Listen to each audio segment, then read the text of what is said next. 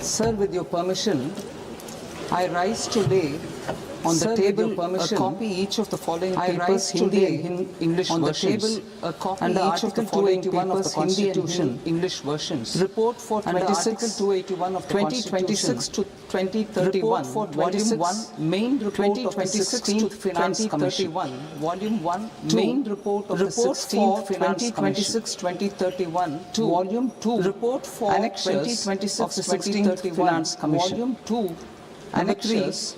Explanatory memorandum as to the action taken on the recommendations contained in the above report. As to the action taken on the recommendations contained in the above report.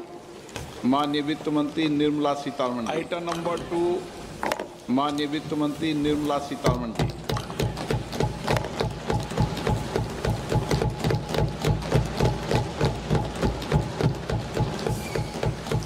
Honorable Speaker, sir, on the sacred occasion, Honorable Speaker, of Magh Purnima, on the sacred and occasion the birth anniversary of Guru Ravidas, I present the birth anniversary of Guru Ravidas. I present the budget for the year 2026-2027. Since we assumed office 12 years ago, India's economic trajectory 12 years has been marked by stability. India's economic trajectory, fiscal discipline has been marked by stability and moderate inflation. This is the result of conscious choices we have made. Even in times of heightened conscious choices we have made, and even in times heightened, our government, led by Honorable Prime Minister Modi, has decisively and consistently chosen action. Has decisively and consistently chosen reform over ambivalence and people over populism. Reform over rhetoric. We have pursued far-reaching structural reforms. We have pursued and monetary stability whilst maintaining a strong thrust on monetary stability, whilst keeping Atmanirbharta as a lodestar investment. We have built domestic manufacturing capacity, energy security. We have built domestic critical import dependence, energy security. And simultaneously, we have ensured that citizens benefit from every action of the government. We have ensured undertaking that citizens benefit to support the employment generation, undertaking productivity to support household purchasing power, agricultural productivity, and universal services to purchasing power. These measures and universal services to a high growth rate of around 7% have delivered and helped us high growth rate of around substantial strides and helped us in poverty reduction and improvement in the lives of our people. In poverty reduction, today, we face an external lives of our people, in which trade and multilateralism are imperative, and access to resources and supply chains are imperative, and new technologies and transforming production systems, while sharply increasing demands on water, energy, and critical sharply increasing demands on water, India will continue to take confident steps towards Vikasit Bharat. India will continue to take confident steps with towards Vikasit Bharat as a growing economy with expanding trade and capital needs. As a growing India must also with expanding trade, integrate and capital needs. India must also remain deeply integrated with global markets. India must also remain deeply and attracting stable long-term investment. Exporting more and attracting stable long-term investment. Part A, I want to express my gratitude to the people for standing firmly with us as we forge our way together towards becoming one of the largest economies of the world. Becoming one of the largest economies of the world. Our aim is to transform aspiration into achievement. Our aim is to transform aspiration as we ensure that and potential into performance reach every farmer. The scheduled dividends of the scheduled reach every the nomads, the scheduled caste, the poor, the scheduled and the women, the nomads, in Vikasit Bharat, the poor, young leaders dialogue 2026. In Vikasit Bharat, several innovative ideas by 2026 with our Prime Minister, innovative ideas which have inspired many of the proposals, with our Prime Minister, this a unique, which have inspired many of the proposals, budget, making this a unique Yuva Shakti-driven budget. Our government's sankalp is to focus on our poor, underprivileged, and the disadvantaged. On our poor, to deliver on this sankalp And given that this is the first budget prepared in Kartavya Bhavan, we are inspired by three Kartavya. Our first Kartavya is to accelerate and sustain economic growth by enhancing productivity and competitiveness and building resilience to volatile global dynamics. Our second Kartavya is to fulfill aspirations of our people and build their capacity, making them strong partners in India's path to prosperity.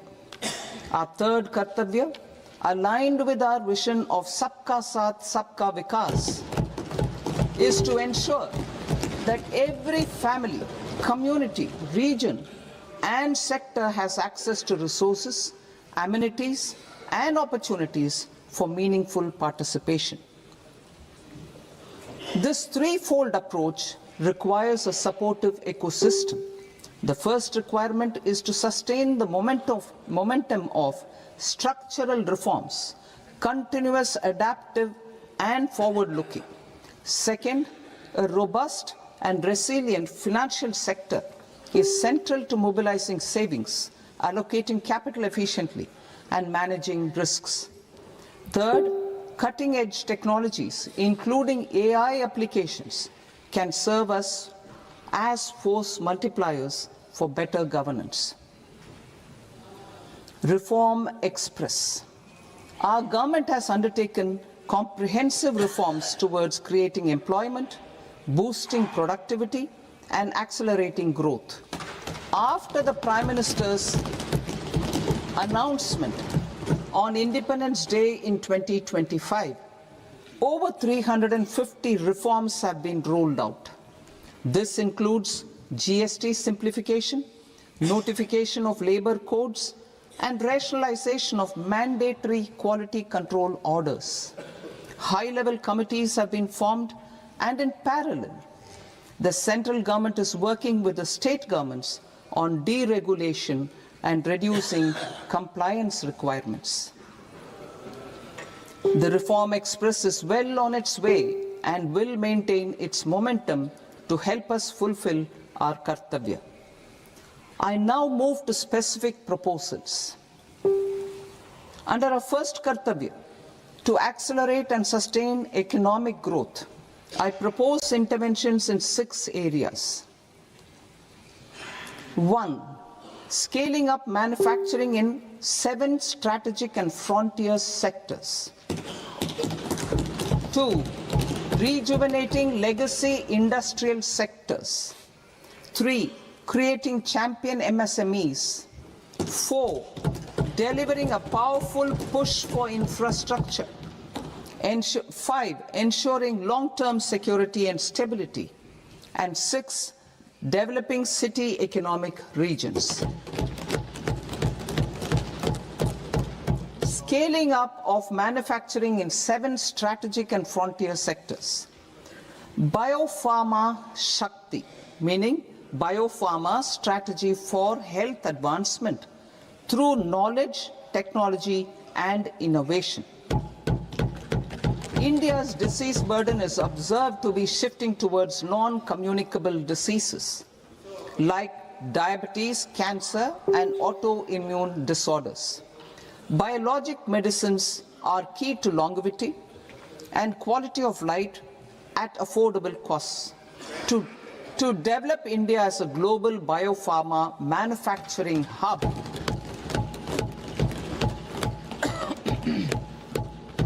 I propose the Biopharma Shakti with an outlay of 10,000 crores over the next 5 years. This will build the ecosystem for domestic production of biologics and biosimilars. The strategy will include a biopharma-focused network with 3 new national institutes of pharmaceutical education and research, popularly known as NIPERs, and upgrading 7 existing ones. It will also create a network of 1,000 accredited India clinical trials sites We propose to strengthen the Central Drug Standard Control Organization to meet global standards and approved timeframes through and approval timeframes through a dedicated scientific review cadre and specialists. India's Semiconductor Mission 1.0 expanded India's semiconductor sector capabilities. Building on this, we will launch ISM 2.0 to produce equipment and materials, design full-stack Indian IP, and fortify supply chains. We will also focus on industry-led research and training centers to develop technology and skilled workforce. The Electronics Components Manufacturing Scheme, launched in April 2025 with an outlay of 22,919 crores, already has investment commitments at double the targets. We propose to increase the outlay to 40,000 crores to capitalize on this momentum.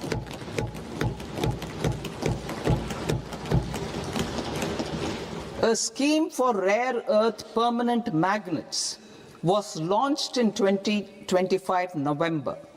We now propose to support the mineral-rich states of Odisha, Kerala, Andhra Pradesh and Tamil Nadu to establish dedicated rare earth corridors to promote mining, processing, research and manufacturing.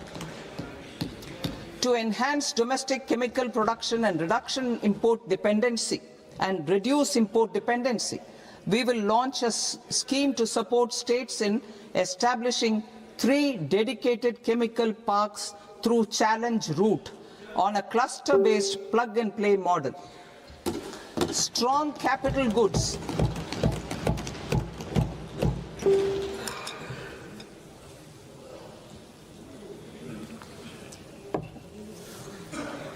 Strong capital goods capability is a determinant of productivity and quality across different sectors. Towards building this capacity, I propose the following. High-tech tool rooms will be established by central public sector enterprises at 2 locations as digitally enabled automated service bureaus that locally design, test and manufacture high-precision components at scale and at lower cost. 2. A scheme for enhancement of construction and infrastructure equipments will be introduced to strengthen domestic manufacturing of high value and technologically advanced CIE. This can range from lifts in a multi-storied apartment or firefighting equipment in multiplexes, large or small, and to tunnel boring equipments for building metros and high-altitude roads. I also propose a scheme for container manufacturing to create a globally competitive container manufacturing ecosystem with a budgetary allocation of 10,000 crores over a 5-year period. For the labor-intensive textile sector, I propose an integrated program with 5 subparts. 1. The National Fiber Scheme for self-reliance in natural fibers, such as silk, wool and jute, man-made fibers, and new age fibers. Textile expansion and employment scheme to modernize traditional clusters with capital support for machinery, technology upgradation, and common testing and certification centers. 3. The National Handloom and Handicraft Program to integrate and strengthen existing schemes and ensure targeted support for weavers and artisans. Tex Eco Initiative to promote globally competitive and sustainable textiles and apparels. Samarth 2.0 to modernize the upgrade the textile skilling ecosystem through collaboration with industry and academic institutions. Further, I propose to set up mega textile parks in challenge mode They can also focus on bringing value addition to technical textiles. I propose to launch the Mahatma Gandhi Gram Swaraj initiative to strengthen khadi, handloom and handicrafts. This will help in global market linkage and branding.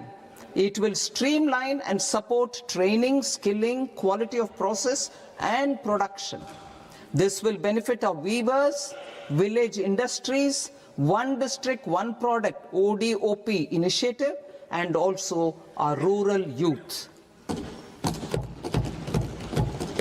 India has the potential to emerge as a global hub for high quality, affordable sports goods. I propose a dedicated initiative for sports goods that will promote manufacturing, research, and innovation in equipment design as well as material sciences. Rejuvenation of legacy industrial clusters. I propose to introduce a scheme to revive 200 legacy industrial clusters to improve their cost competitiveness and efficiency through infrastructure and technology upgradation. Creating champion SMEs and supporting micro enterprises. Recognizing MSMEs as a vital engine of growth, I propose a three-pronged approach to help them grow as champions. Equity support. I propose to introduce a dedicated 10,000 crores SME growth fund to create future champions, incentivizing enterprises based on select criteria. I also propose to top up the Self-Reliant India Fund set up in 2021 with 2,000 crores to continue support to micro enterprises and maintain their access to risk capital. Liquidity support. With TREDS, more than 7 lakh crore has been made available to MSMEs. To leverage its full potential, I propose 4 measures. 1. Mandate TREDS as the transaction settlement platform for all purchases from MSMEs by CPSEs, serving as a benchmark for other corporates. 2. Introduce a credit guarantee support mechanism through CGTMSE for invoice discounting on TREDS platform. 3. Link GEM with TREDS for sharing information with financiers about government purchases from MSMEs, encouraging cheaper and quicker financing. 4. Introduce TREDS receivables as asset-backed securities, helping develop a secondary market, enhancing liquidity and settlement of transactions. Professional support. Government will facilitate professional institutions such as the ICAI, ICSI, ICMAI to design short-term modular courses and practical tools to develop a cadre of corporate mitras, especially in Tier 2 and Tier 3 towns. These accredited para-professionals will help MSMEs meet compliance requirements at affordable costs. Infrastructure. During this past decade, our government has undertaken several initiatives for large-scale enhancement of public infrastructure, including through new financing instruments such as Infrastructure Investment Trust (InvITs) and Real Estate Investment Trust (REITs), and institutions like NIIF and NABFID.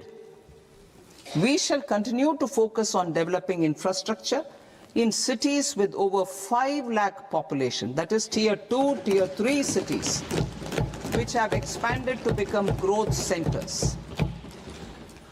Public capital expenditure has increased manifold from 2 lakh crore in 2014-15 to an allocation of 11.2 lakh crore in BE 25-26. In this coming year, that is financial year 2026-27, I propose to increase it to 12.2 lakh crores to continue the momentum. To strengthen the confidence of private developers regarding risks during infrastructure development and construction phase, I propose to set up an infrastructure risk guarantee fund to provide prudentially calibrated partial credit guarantee to lenders. Over the years, rights have emerged as a successful instrument for asset monetization. I propose to accelerate recycling of significant real estate assets of the CPSEs through the setting up of dedicated rights. To promote environmentally sustainable movement of cargo, I propose to 1. Establish new dedicated freight corridors connecting Dankuni in the east to Surat in the west. Operationalize 20 new national waterways over the next 5 years. Starting with National Waterways 5 in Orissa to connect mineral-rich areas of Talcher and Angul and industrial centers like Kalinga Nagar to the ports of Paradeep and Dhamra. Training institutes will be set up as regional centers of excellence for development of required manpower for these waterways. This will benefit youth in the entire stretch of the waterways to train and acquire skills.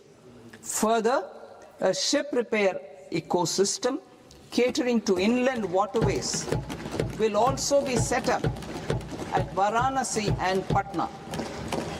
And C, launch a coastal cargo promotion scheme for incentivizing a modal shift from rail to road to increase the share of inland waterways and coastal shipping from 6% to 12% by 2047. To enhance last mile and remote connectivity and promote tourism, I propose to give incentives to indigenize manufacturing of seaplanes. A seaplane VGF scheme will be also introduced to provide support for operations. Carbon capture, utilization and storage. Aligning with the roadmap launched in December 2025, the carbon capture, utilization and storage technologies at scale will achieve higher readiness and in end-use application across 5 industrial sectors, including power, steel, cement, refineries, and chemicals. An outlay of 20,000 crore is proposed over the next 5 years for this purpose. City economic regions. Cities are India's engines of growth, innovation, and opportunities. We shall now focus on Tier 2, Tier 3 cities, and even temple towns, which need modern infrastructure and basic amenities. This budget aims to further amplify the potential of cities to deliver the economic power of agglomerations by mapping city economic regions based on their specific growth drivers. An allocation of 5,000 crore per CER over 5 years is proposed for implementing their plans through a challenge mode with a reform-cum-result-based financing mechanism. In order to promote environmentally sustainable passenger systems, we will develop 7 high-speed rail corridors between cities as growth connectors, namely Mumbai to Pune, Pune to Hyderabad, Hyderabad to Bengaluru, Hyderabad to Chennai, Chennai to Bengaluru, Delhi to Varanasi, Varanasi to Siliguri.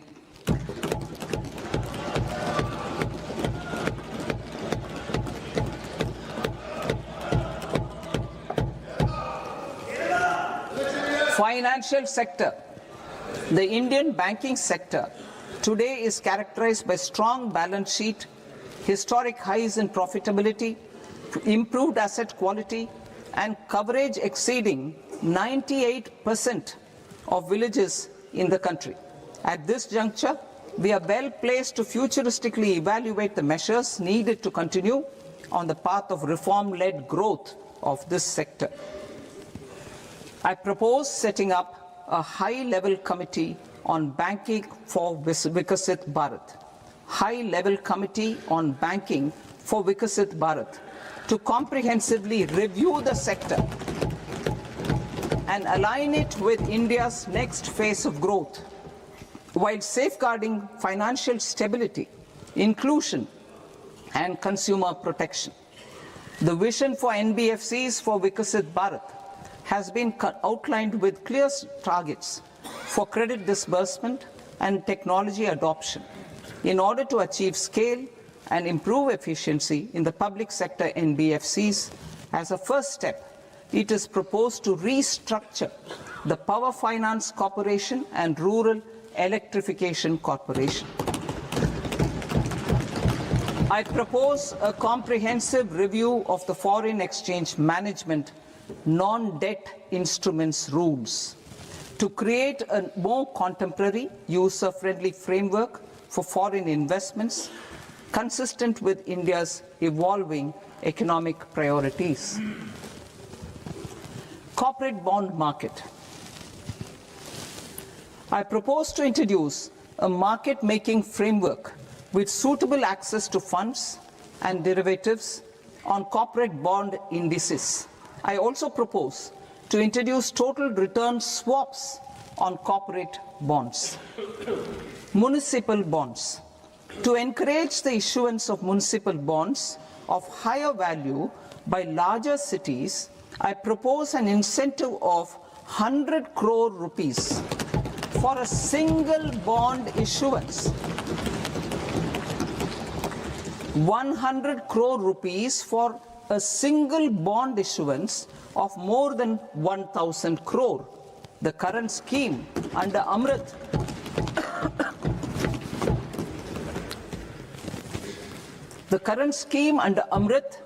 which incentivizes issuances up to 200 crores only, will also continue to support smaller and medium towns. That will also continue to support the smaller and medium towns. Ease of doing business. Individual persons resident outside India, PROI, will be permitted to invest in equity instruments of listed Indian companies through the Portfolio Investment Scheme. It is also proposed to increase the investment limit for an individual PROI under the scheme from 5% to 10%, with an overall investment limit for all individual PROIs to 24% from the current 10%. Emerging technologies including AI. 21st century is technology-driven. Adoption of technology is for the benefit of all people. Farmers in the field, women in STEM, youth keen to upskill, and Divyangjan to access newer opportunities. The government has taken several steps to support new technologies through AI Mission, National Quantum Mission, Anusandhan National Research Fund, and Research and Development and Innovation Fund. Our second kartavya is to fulfill aspirations and build capacities. Close to 25 crore individuals have come out of multi-dimensional poverty through a decade of our government's sustained and reform-oriented efforts.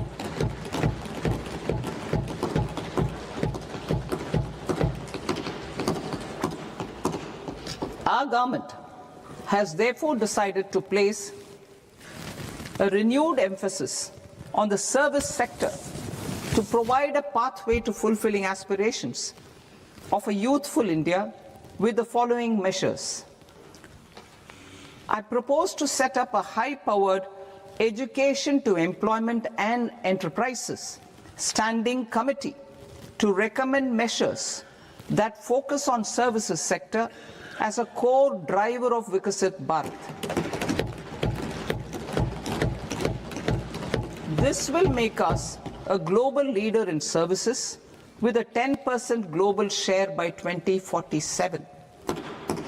The committee will prioritize areas to optimize the potential for growth, employment, and exports.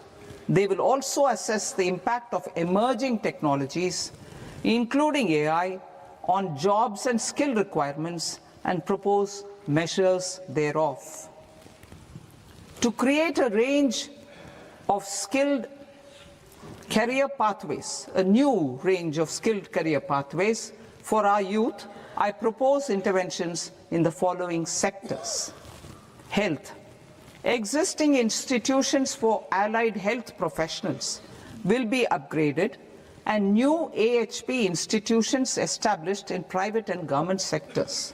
This will cover 10 selected disciplines, including optometry, radiology, anesthesia, OT technology, applied psychology and behavioral health, and add 1 lakh AHPs over the next 5 years.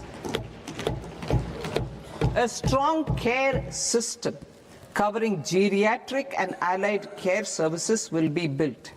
A variety of NSQF-aligned programs will be developed to train multi-skilled caregivers, combining core care and allied skills such as wellness, yoga, and operation of medical assistive devices. In the coming year, 1.5 lakh caregivers will be trained.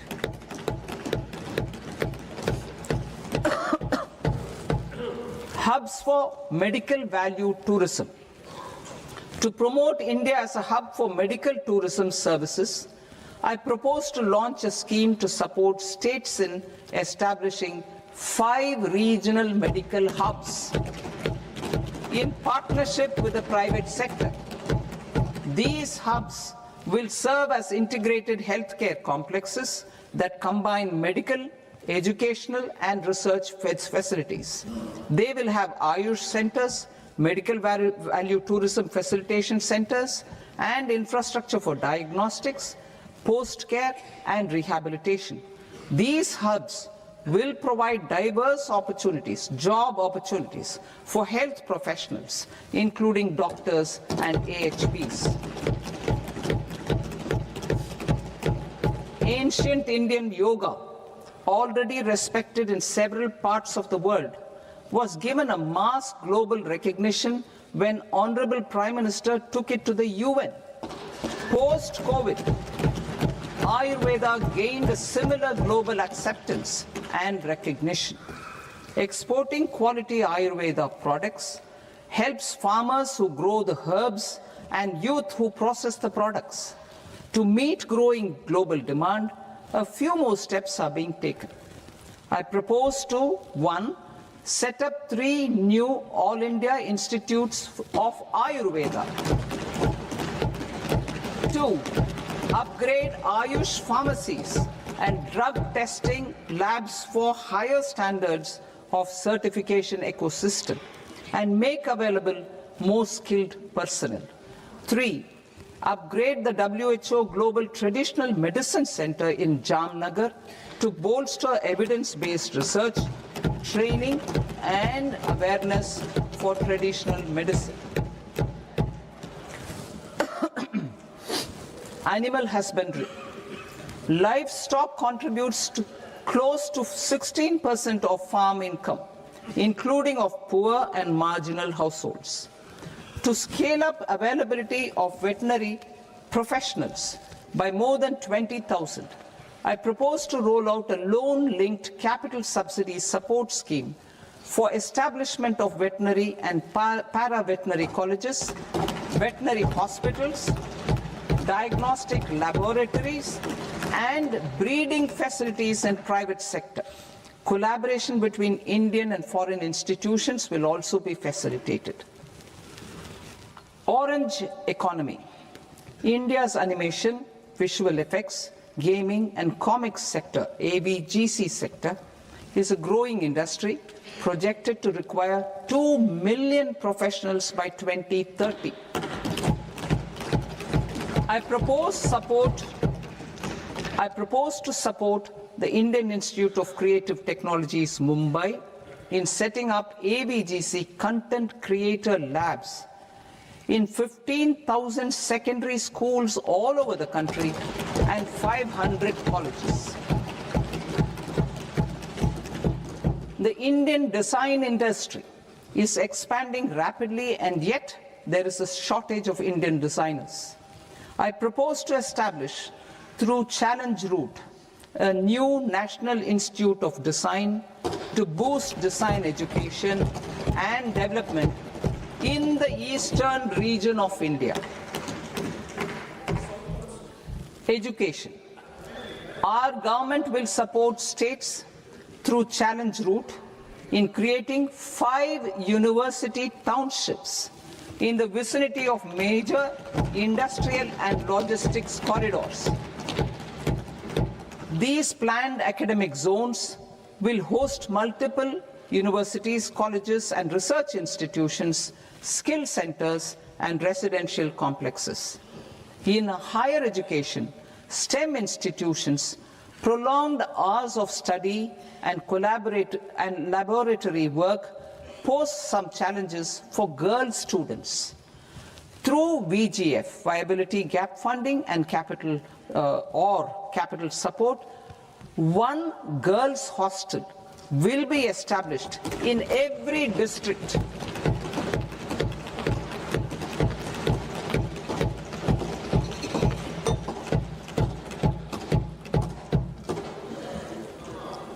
To promote astrophysics and astronomy via immersive experiences. 4 telescope infrastructure facilities will be set up or upgraded. The National Large Solar Telescope, the National Large Optical Infrared Telescope, the Himalayan Chandra Telescope, and the Cosmos 2 Planetarium. Tourism. The tourism sector has the potential to play a large role in the employment generation, forex earnings, and expanding the local economy. I propose to set up a National Institute of Hospitality by upgrading the existing National Council for Hotel Management and Catering Technology. It will function as a bridge between academia, industry, and government. I also propose a pilot scheme for upskilling 10,000 guides in 20 iconic tourist sites through a standardized, high-quality, 12-week training course in hybrid mode in collaboration with the Indian Institute of Management. A national destination digital knowledge grid will be established to digitally document all places of significance, cultural, spiritual, and heritage. This initiative will create a new ecosystem of jobs for local researchers, historians, content creators, and technology partners. India has the potential and opportunity to offer world-class trekking and hiking experience. We will develop ecologically sustainable mountain trails in Himachal Pradesh, Uttarakhand, and Jammu Kashmir. Also in Araku Valley in the Eastern Ghats and Podigai Malai in the Western Ghats. Turtle trails along key nesting sites in the coastal areas of Odisha, Karnataka, and Kerala. And 3 bird watching trails along the Pulikat Lake in Andhra Pradesh, Tamil Nadu. It's on the border. Under the visionary leadership of Honorable Prime Minister, We established the International Big Cat Alliance in 2024. This year, India is hosting the first ever Global Big Cat Summit, where heads of governments and ministers from 95 range countries will deliberate on collective strategies for conservation. Heritage and culture tourism. I propose to develop 15 archaeological sites, including Lothal, Dholavira, Rakhi Gadi, Adichanallur, Sarnath, Hastinapur, and Leh Palace into vibrant experiential cultural destinations. Excavated landscapes will be open to the public through curated walkways. Immersive storytelling skills and technologies will be introduced to help conservation labs, interpretation centers, and guides. The sports sector provides multiple means of employment, skilling, and job opportunities. Taking forward the systematic nurturing of sports talent, which is set in motion through the Khelo India program earlier, I propose to launch a Khelo India mission to transform the sports sector over the next decade. The mission will facilitate an integrated talent development pathway supported by training centers, which are foundational, intermediate, and elite levels. B, systematic development of coaches and support staff. C, integration of sports science and technology. D, competitions and leagues to promote sports culture and provide platforms.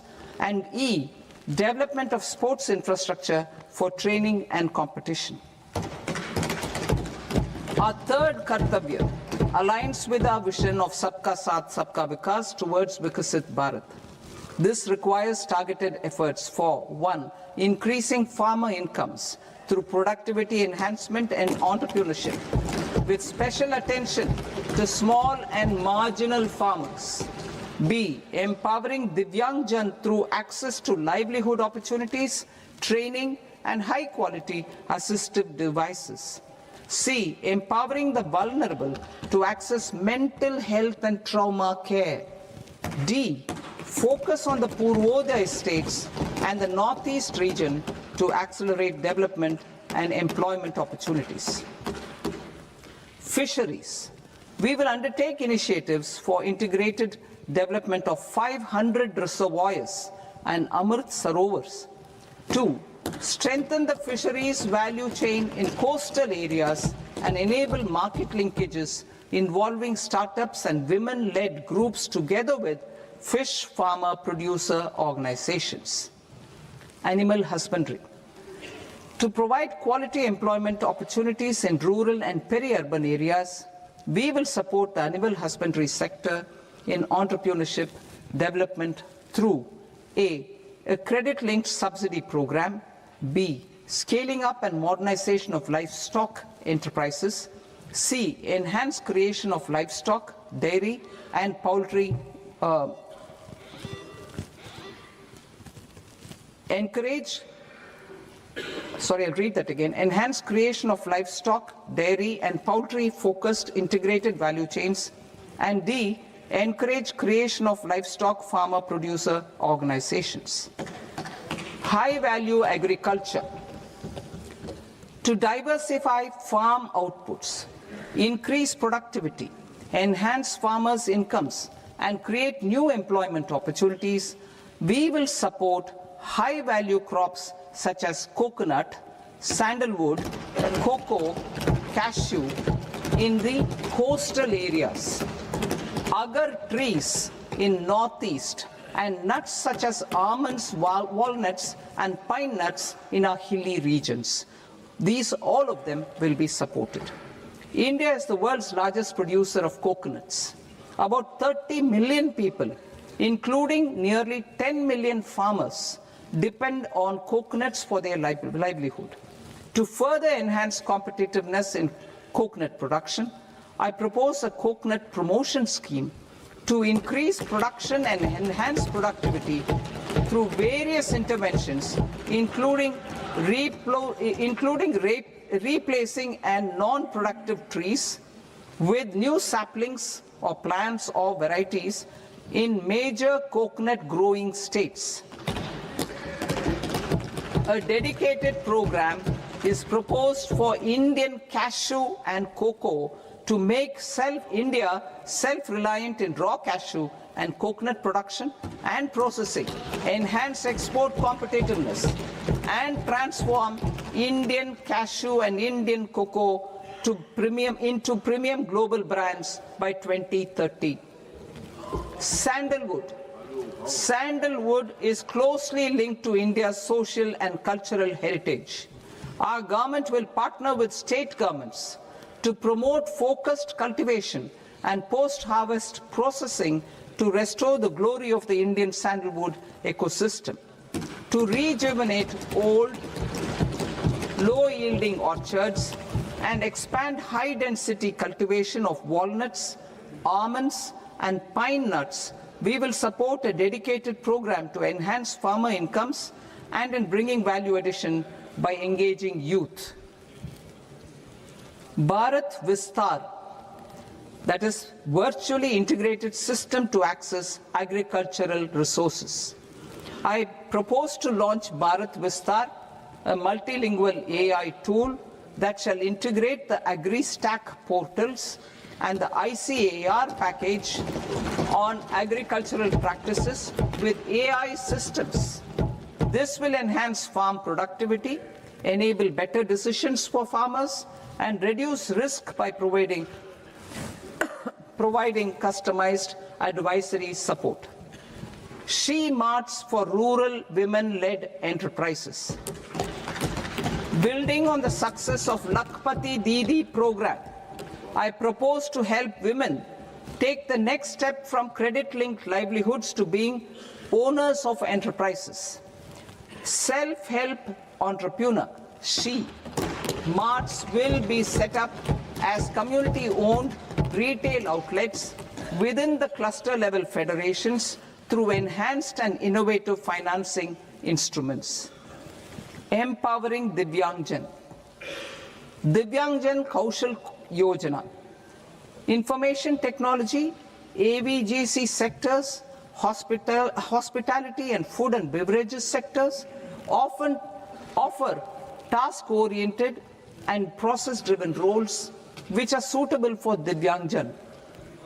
We will ensure dignified livelihood opportunities through industry-relevant and customized training specific to each Divyangjan group.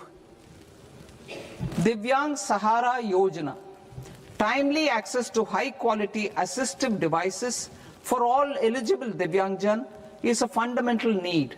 I propose to 1. Support the Artificial Limbs Manufacturing Corporation of India, Alimco, to set up and to scale up production of assistive devices, invest in R&D and AI integration, strengthen PM Divyasha Kendras, and support setting up of assistive technology marts as modern retail style centers where Divyangjan and senior citizens can see, try and purchase assistive products.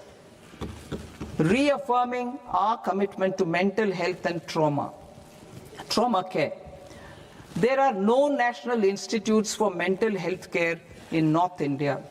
We will therefore set up a NIMHANS 2 and also upgrade national mental health institutes in Ranchi and in Tezpur as regional apex institutions. Emergencies expose families, particularly the poor and vulnerable, to unexpected expenditure. We will strengthen and increase these capacities by 50% in district hospitals by establishing emergency and trauma care centers. Focus on Purvodaya states and northeastern regions. Purvodaya, I propose the development of an integrated East Coast industrial corridor with a well-connected node at Durgapur, creation of 5 tourism destinations in 5 Purvodaya states, and the provision of 4,000 e-buses. Buddhist sites in northeastern region. The northeastern region is a civilizational confluence of Theravada and Mahayana or Vajrayana traditions. I propose to launch a scheme for development of Buddhist circuits in Arunachal Pradesh, Sikkim, Assam, Manipur, Mizoram, and Tripura.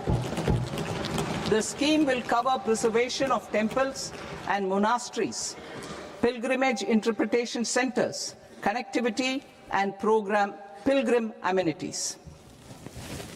16th Finance Commission. On 17th November 2025, the 16th Finance Commission submitted its report to the President.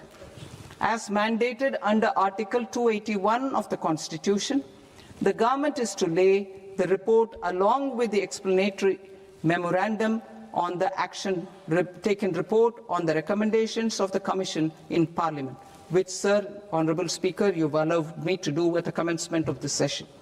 The government has accepted the recommendation of the Commission to retain the vertical share of devolution at 41%.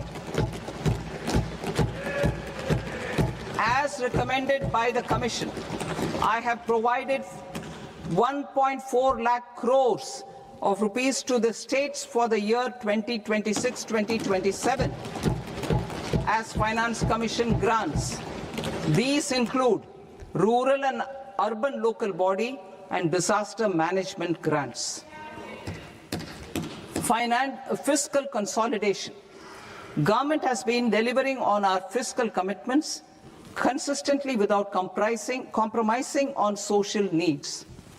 To strive towards accepted standards of fiscal management in Budget 25-26, I had indicated that the central government would target reaching a debt to GDP ratio of 50 plus or minus 1% by 2030-31.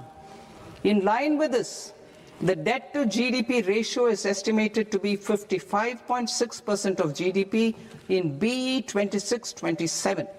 compared to 56.1% of GDP in RE 25-26.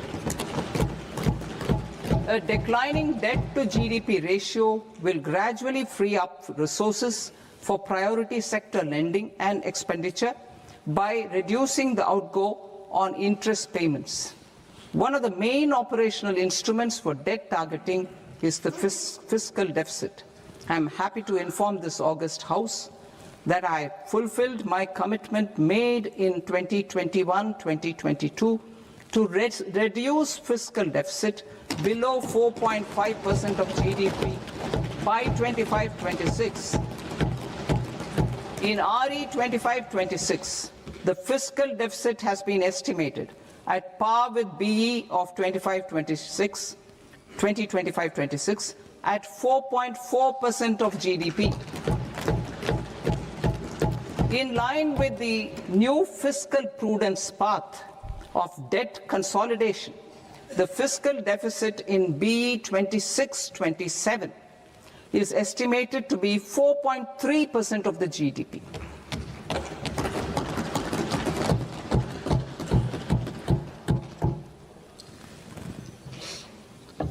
The revised estimates of the non-debt receipts are 34 lakh crore rupees, of which the centre's net tax receipts are 26.7 lakh crore.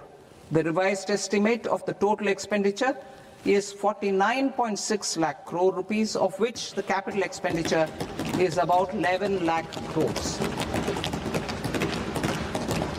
Budget estimates 2026 to 2027.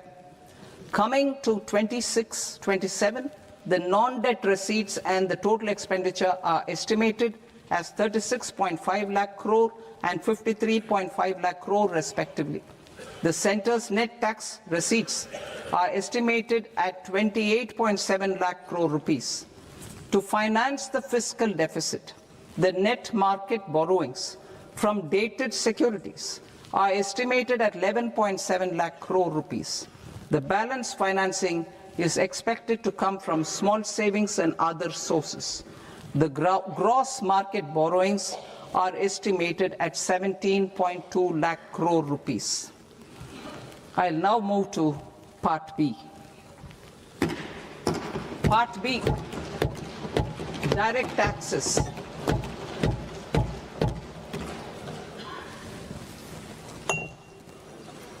Honorable Speaker, sir, I now present my proposals on direct taxes. New Income Tax Act. In July 2024, I announced a comprehensive review of the Income Tax Act 1961. This was completed in a record time, and the Income Tax Act 2025 will come into effect from 1st April 2026.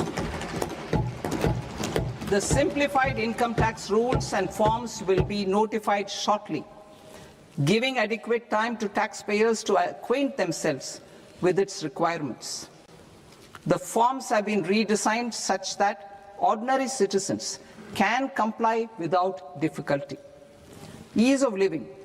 I propose that any interest awarded by the Motor Accident Claims Tribunal to a natural person will be exempt from income tax, and any TDS on this account will be done away with.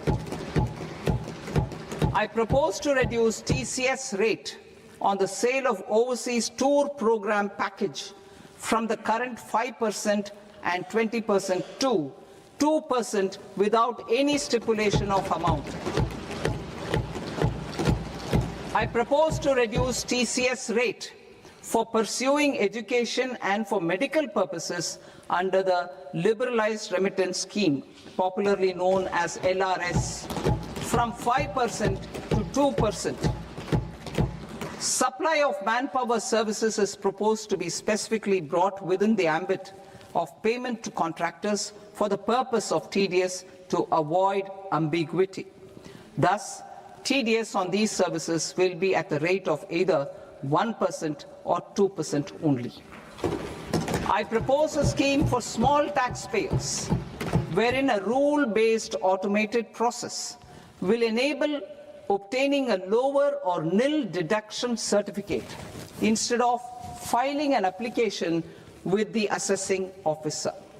For the ease of taxpayer holding securities in multiple companies, I propose to enable depositories to accept Form 15G or Form 15H from the investor and provide it directly to various relevant companies.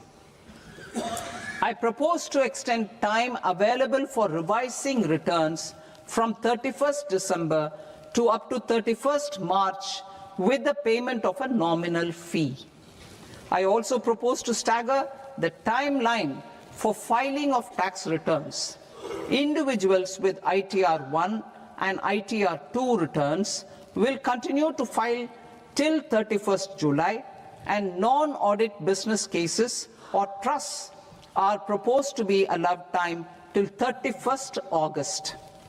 TDS on sale of immovable property by a non-resident is proposed to be deducted and deposited through resident buyers and his or her PAN-based challan instead of requiring a TAN, which is a temporary accounting number. To address practical issues of small taxpayers like students, young professionals, tech employees, relocated NRIs, and such others, I propose to introduce a one-time 6-month foreign asset disclosure scheme for these taxpayers to disclose income or assets below a certain size. This scheme would be applicable for two categories of taxpayers, namely A, who did not disclose their overseas income or assets, and B, who disclosed their overseas income and or paid due tax but could not declare the asset acquired. For category A, the limit of undisclosed income or asset is proposed to be up to 1 crore rupees. they need to pay 30% of fair market value of asset or 30% of undisclosed income as tax and 30% as additional income tax in lieu of penalty and would thereby get immunity from prosecution. For category B, asset value is proposed to be up to 5 crore rupees. Here, immunity from both penalty and prosecution will be available with a payment of fee of 1 lakh rupees. Rationalizing penalty and prosecution.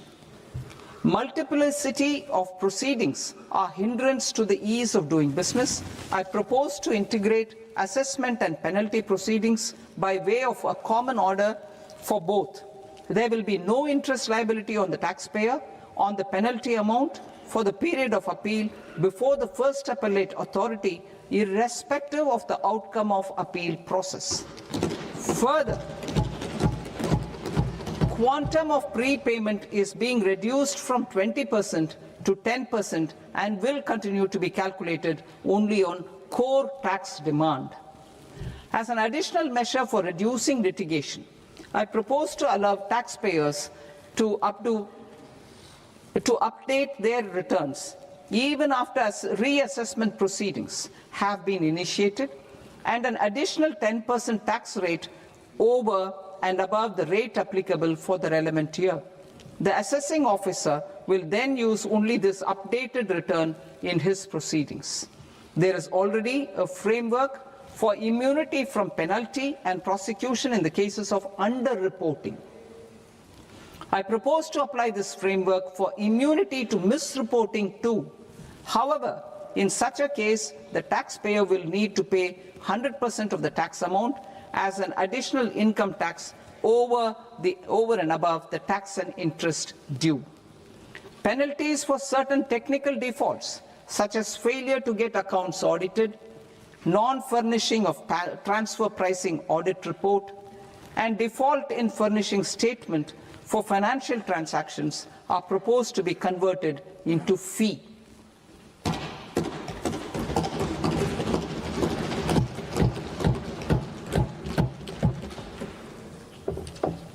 I propose to rationalize prosecution framework under Income Tax Act while maintaining a careful balance for deterrence in some serious offence. Non-production of books of account and documents and requirement of tedious payment where payment is made in kind are being decriminalized. Further, minor offences will attract fine only. The remaining prosecutions will be graded commensurate with the quantum of offence. They will entail only simple imprisonment with maximum imprisonment reduced to 2 years and power to courts to convert even those into fines. There is no penalty. There is no penalty presently for non-disclosure of non-immovable foreign assets with aggregate value less than 20 lakh rupees. I propose to also provide them with immunity from prosecution with retrospective effect from 1/10/2024.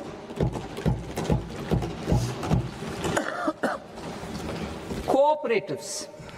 Deduction is already allowed to a primary cooperative society engaged in supplying milk, oilseeds, fruits or vegetables raised or grown by its members.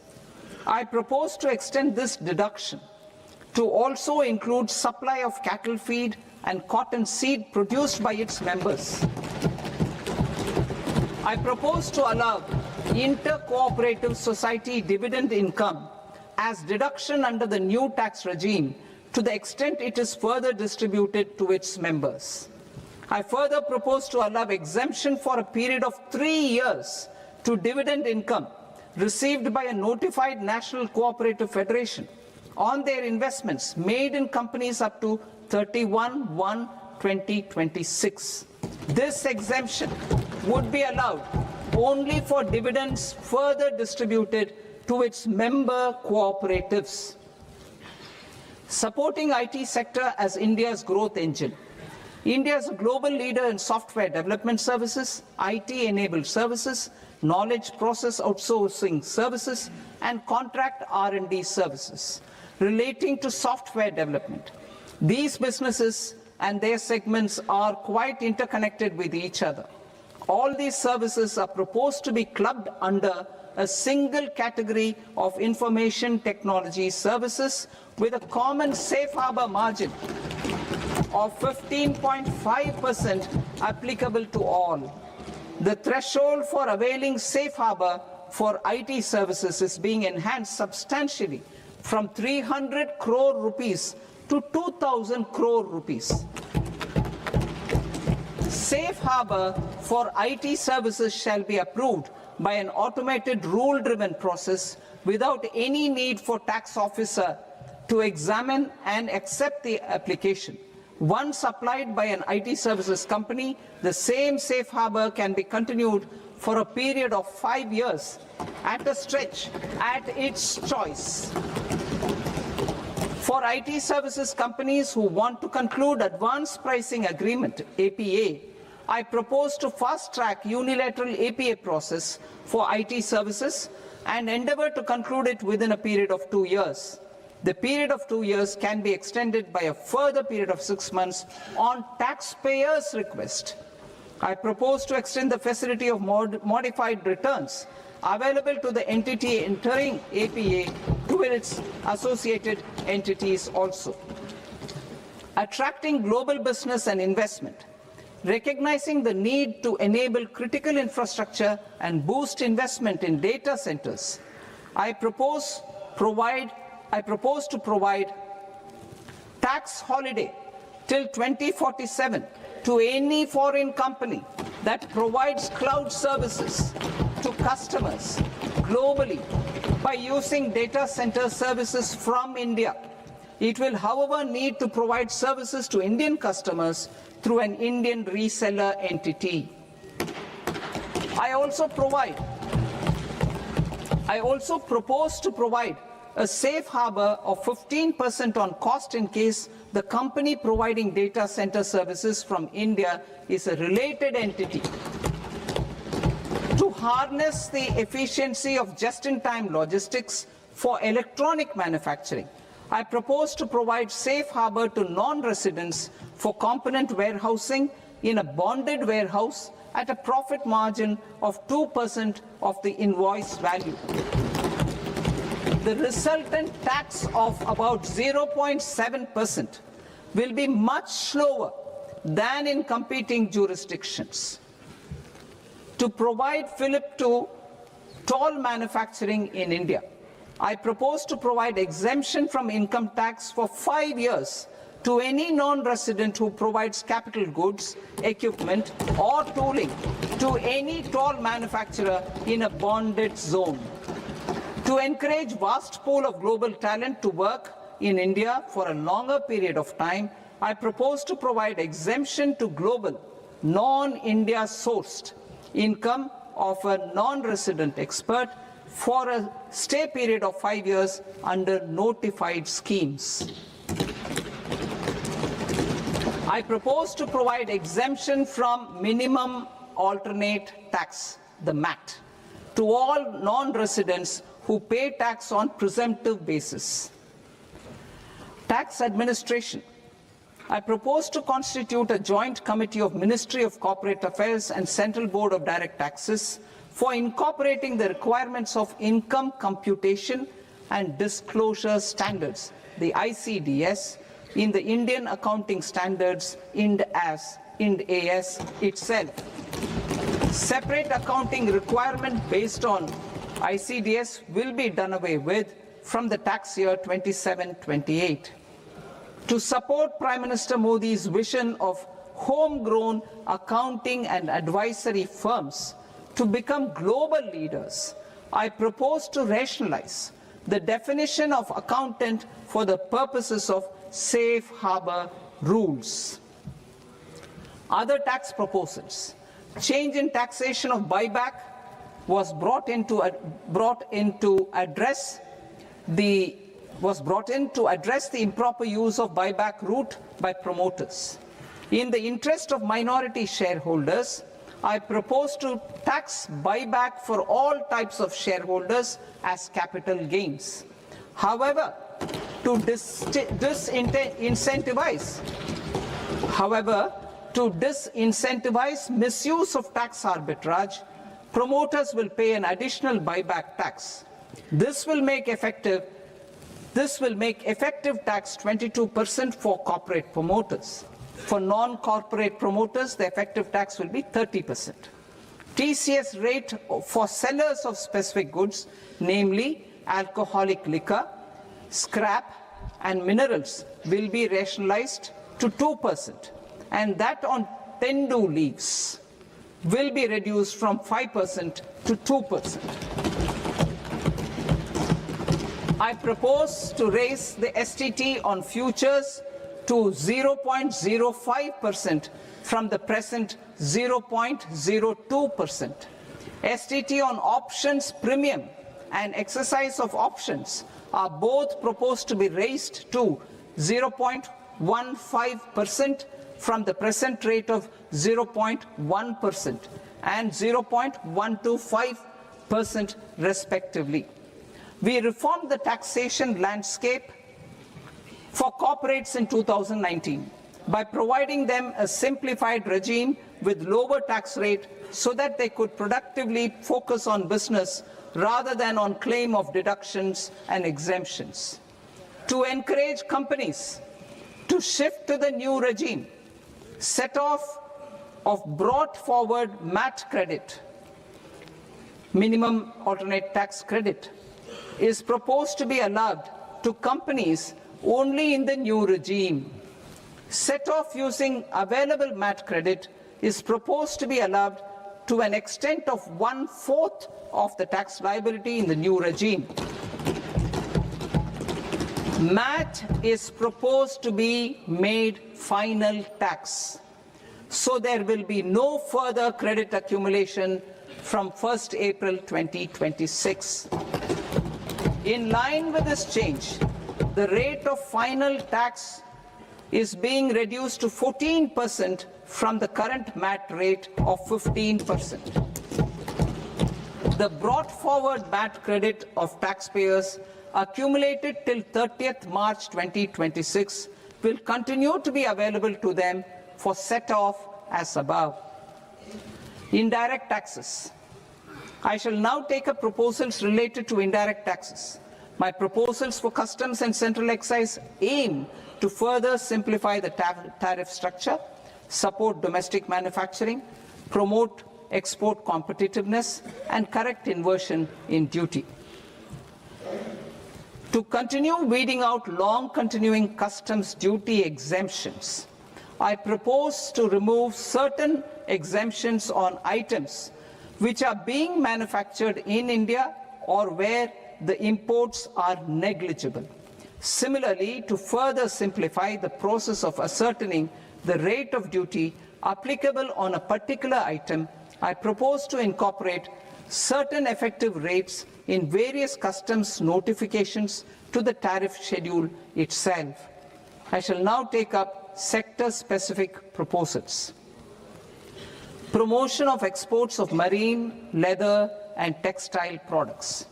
I propose to increase the limit for duty-free imports of specified inputs used for processing seafoods for export from the current 1% to 3% of FOB value of the previous year's export turnover. I also propose to allow duty-free imports of specified inputs, which is currently available for exports of leather or synthetic footwear, to exports of shoe uppers as well.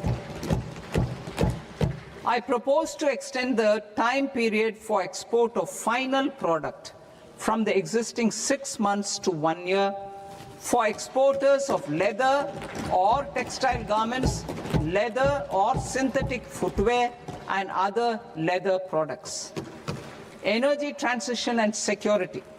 I propose to extend the basic customs duty exemption given to capital goods used for manufacturing lithium-ion cells for batteries to those used for manufacturing lithium-ion cells for battery energy storage systems also. I propose to exempt basic customs duty on import of sodium antimonate for use in manufacture of solar glass. Nuclear power.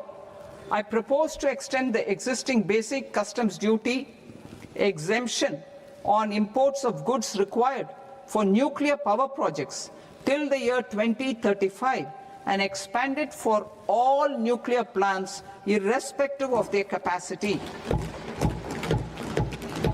Critical minerals. It is proposed to provide basic customs duty exemption to the import of capital goods required for the processing of critical minerals in India. Biogas blended CNG. I propose to exclude the entire value of biogas while calculating the central excise duty payable on biogas blended CNG. Civil and defense aviation. I propose to exempt basic customs duty on components and parts required for the manufacture of civilian training and other aircrafts. It is proposed to exempt basic customs duty on raw materials imported for the manufacture of parts of aircraft to be used in maintenance, repair, or overall requirements by units in the defense sector. Electronics. To deepen value addition in the consumer electronics sector, I propose to exempt basic customs duty on specified parts used in the manufacture of microwave ovens. Special economic zone. To address the concerns arising about utilization of capacity by manufacturing units in the special economic zones due to global trade disruptions, I propose as a special one-time measure to facilitate sales by eligible manufacturing units in SEZs to the domestic tariff area at concessional rates of duty. The quantity of such sales will be limited to a prescribed proportion of their exports. Necessary regulatory changes will be undertaken to operationalize the measures while ensuring level playing field for the units working in the DTA. Ease of living. To rationalize the customs duty structure for goods imported for personal use, I propose to reduce the tariff rate on all dutiable goods imported for personal use from 20% to 10%. To provide relief to patients, particularly those suffering from cancer, I propose to exempt basic customs duty on 17 drugs or medicines. I propose also to add 7 more rare diseases for the purposes of exempting import duties on personal imports of drugs, medicines, and food for special medical purposes used in their treatment. Customs process. India's role and share in the global trade is poised for a major leap in line with our ambition and journey towards Vikasit Bharat. In this regard, I propose many measures for custom processes to have minimal intervention for smoother and faster movement of goods and greater certainty to the trade. Trust-based systems. I propose to enhance duty deferral period for Tier 2 and Tier 3 authorized economic operators, known as AEOs, from 15 days to 30 days. I propose to provide eligible manufacturer importers the same duty deferral facility. This should encourage them to get themselves accredited as a full-fledged Tier 3 AEO in due course. To provide greater certainty and for better business planning, I propose to extend validity period of advance ruling binding on customs from the present 3 years to 5 years. In the spirit of the whole of government approach,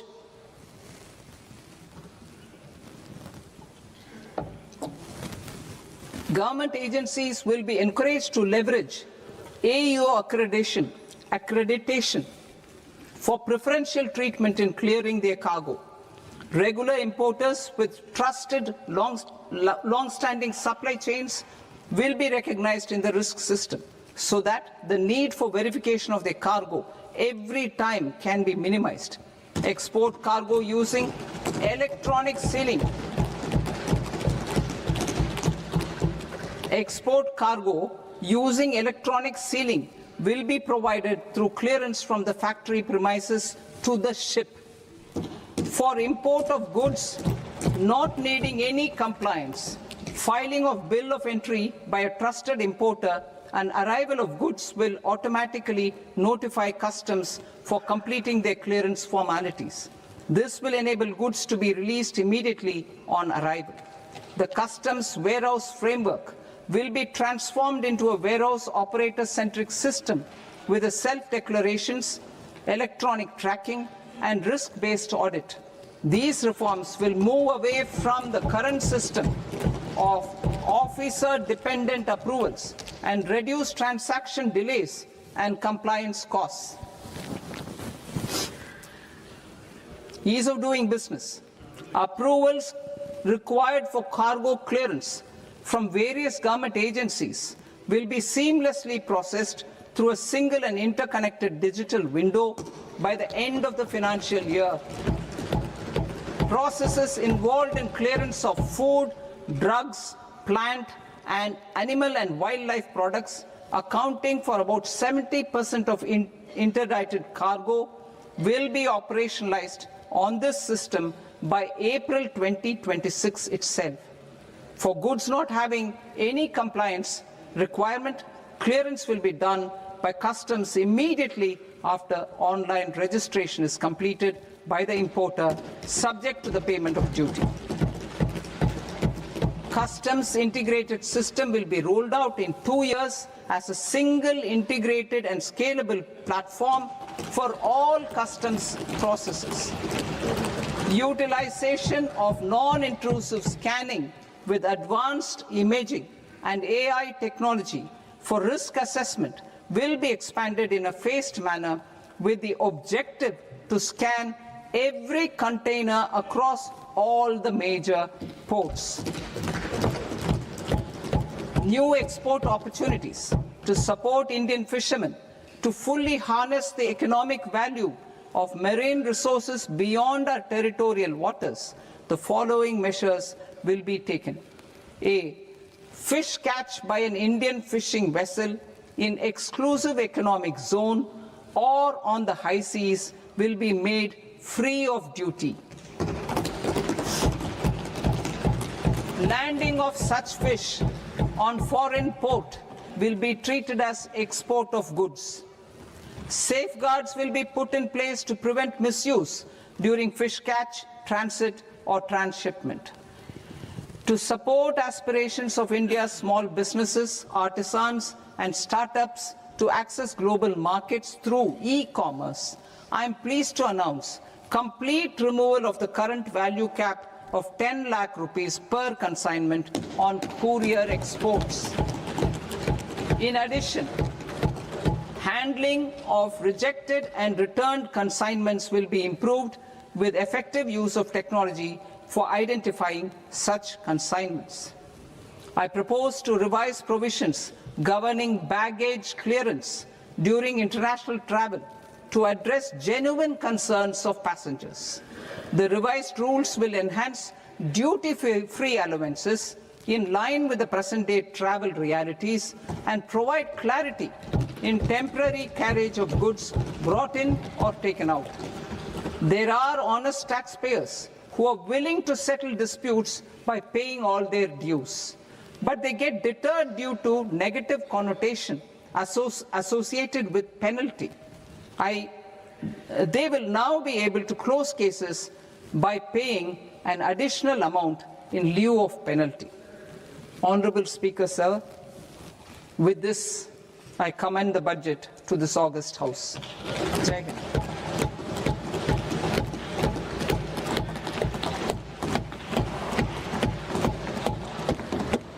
1.5 hours. Item number 3 माननीय वित्त मंत्री जी।